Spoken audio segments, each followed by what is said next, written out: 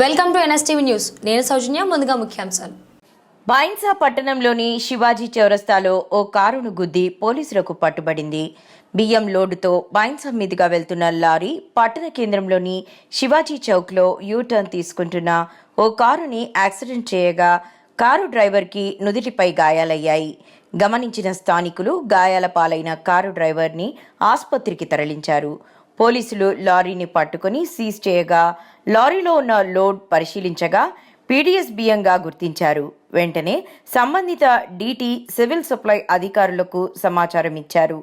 దాదాపు 30 టన్నుల పైనే పీడీఎస్ బియ్యం ఉన్నట్లు గుర్తించారు.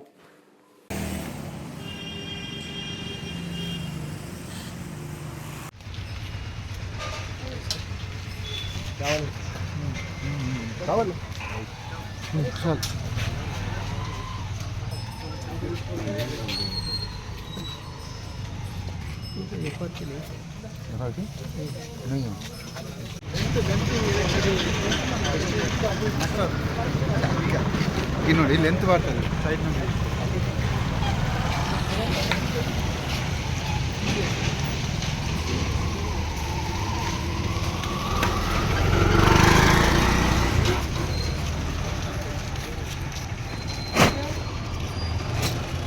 ಜೆ